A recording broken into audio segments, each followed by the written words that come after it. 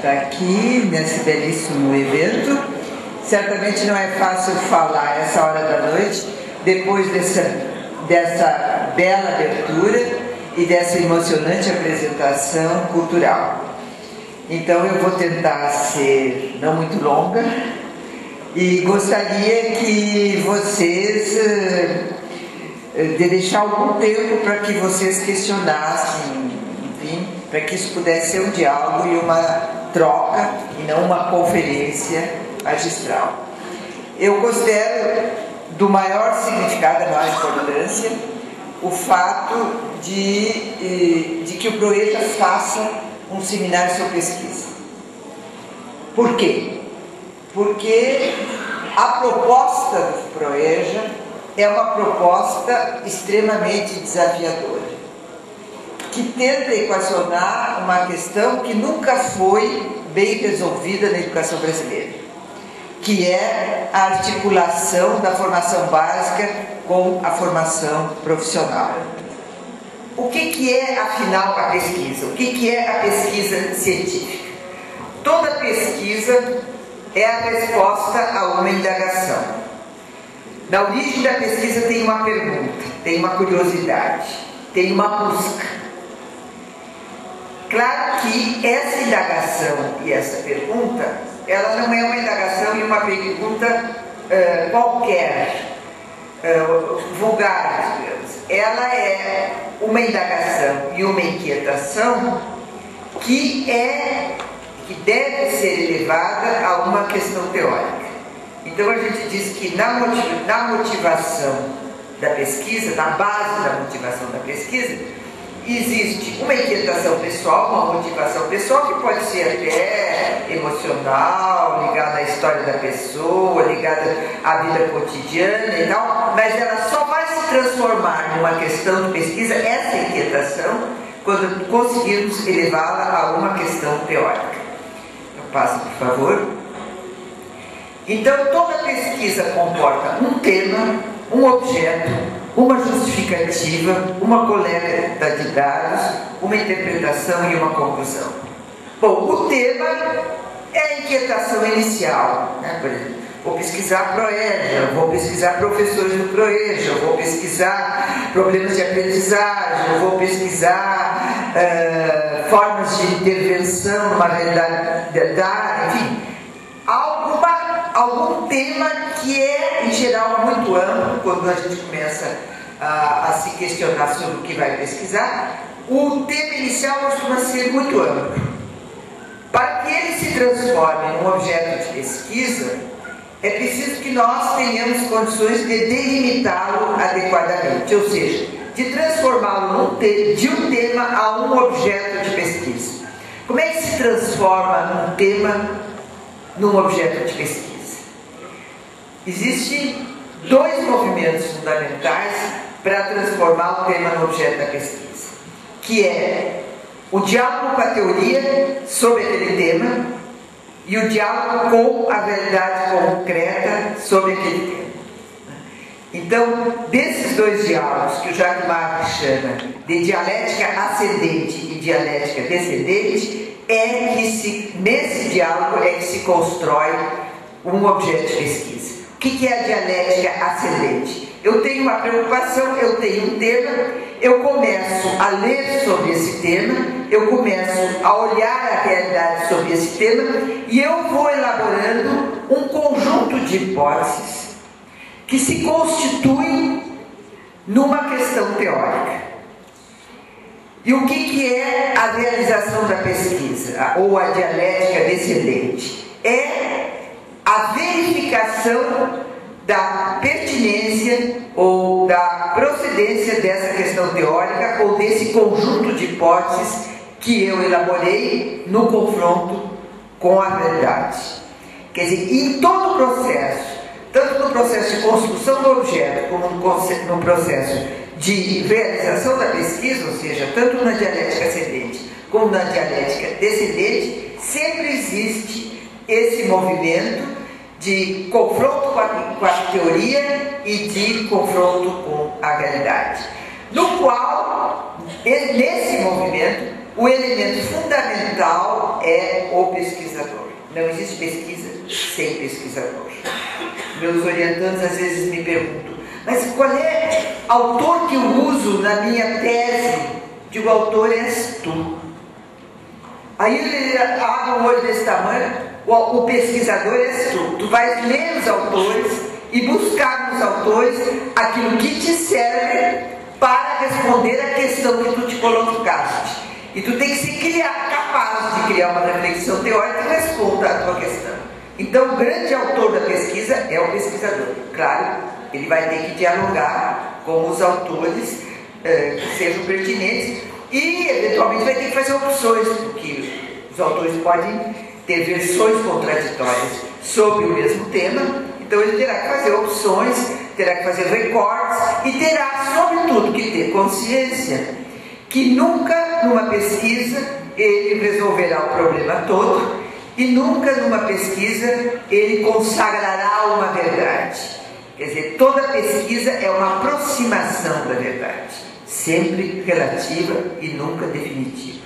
Então, esse movimento dialético, esse movimento de confronto e essa, digamos assim, esse esforço de pensar aquilo que nos desafia,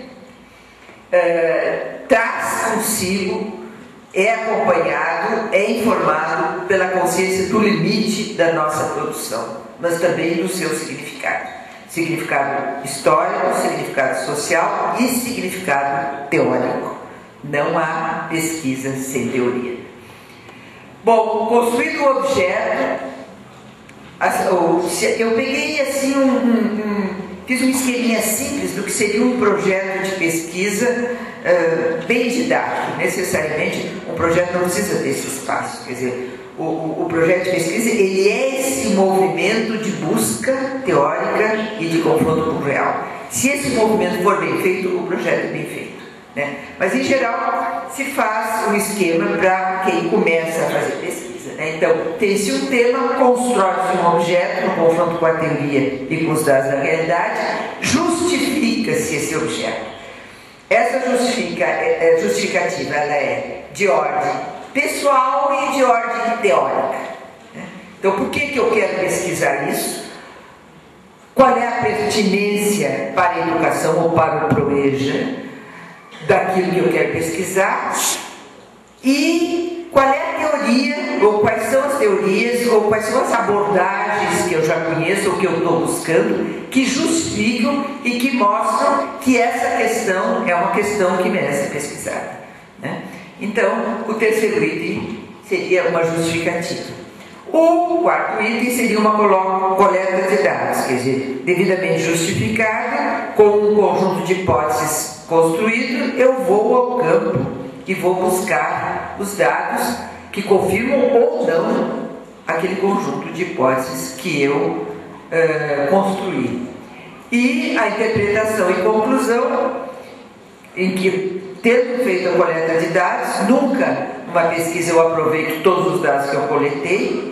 Sempre depois da coleta de dados eu faço uma seleção baseada exatamente nesse conjunto de hipóteses no confronto com a teoria e tiro conclusões e uma interpretação final. Então, simplificando, o que seria um projeto de pesquisa teriam esses passos, né? Por favor. A pesquisa pode ser de diferentes tipos. E a metodologia de pesquisa que eu escolher depende do objeto que eu construir. Então, há metodologias mais adequadas a um tipo de objeto, metodologias mais adequadas a outros, e da teoria que informa a minha busca. A cada teoria corresponde a uma metodologia. Aliás, a rigor, não há uma distinção muito radical entre teoria e metodologia. Quer dizer, teoria e metodologia são alguma coisa... são quase que a mesma coisa, no sentido que a teoria é a abordagem que eu dou à minha busca de dados na realidade. Então, digamos assim, há duas grandes categorias de pesquisa. A quantitativa, que se baseia numa matematização do real, e a qualitativa, que é a interpretação dos significados constitutivos do real. São duas abordagens muito diferentes, não excludentes. Nós tivemos, na história da pesquisa no mundo e no Brasil, o movimento, numa época, por exemplo, dos anos 60, sobretudo, anos 50, 60, começo dos anos 60, de hipervalorização da pesquisa quantitativa. Então, só era considerado verdadeiro ou era considerado científico o que podia ser matematizável, né? Então, foi a absolutização da matematização do real.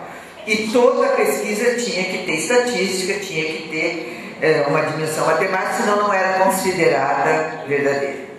Bom, isso foi criticado, encontrou-se o limite disso, né? Porque sempre esses esquemas e essas grandes estatísticas tinham casos que não se explicavam nela, então foi necessário ver, bom, e aqueles casos que não cabem nessa estatística? Aqueles casos que não são matematizáveis, como é que se explica?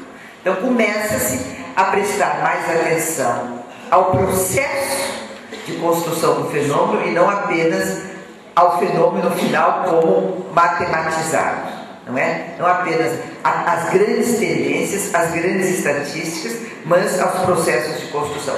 Um exemplo disso muito claro na educação é quando se fez, por exemplo, a estatística do sucesso ou fracasso escolar, que foi a época das grandes teorias da reprodução dos anos 60, se matematizou quem é aprovado e quem não é aprovado, se fez uma correlação com a situação de classe e se chegou à teoria da reprodução. Não, quem é de classe média e classe alta vai bem na escola, quem é de classe baixa vai mal na escola. E isso vigiu como teoria interpretativa do fenômeno do sucesso escolar durante umas 2 décadas. Eu, inclusive, na época, era professor e me lembro que eu fui fazer pós-graduação e resolvi fazer em sociologia, porque eu disse, bom, se a educação só serve para reproduzir o real, não me interessa fazer educação, eu vou fazer política, eu vou fazer sociologia. E eu fiz o pós-graduação em sociologia porque não queria ser reprodutora, pura e simplesmente de uma sociedade de classe e opressiva. Só que a sociologia faz a crítica dessa perspectiva e diz, não, há uma tendência nesse sentido, mas isso não é absoluto, porque existe o pessoal de classe baixa que vai bem na escola e existe o pessoal de classe alta que vai mal na escola. Então há mediações e processos dentro desse fenômeno e desse movimento que precisam ser explicados. Então com essa reflexão, quer dizer, o grande representante da primeira posição foi o Althusser, depois o Bourdieu, no livro A Reprodução, que depois ele supera no fim da vida, e o Godelot Stablé na sociologia francesa, e tiveram alguns representantes da sociologia americana, que seguiram a mesma linha.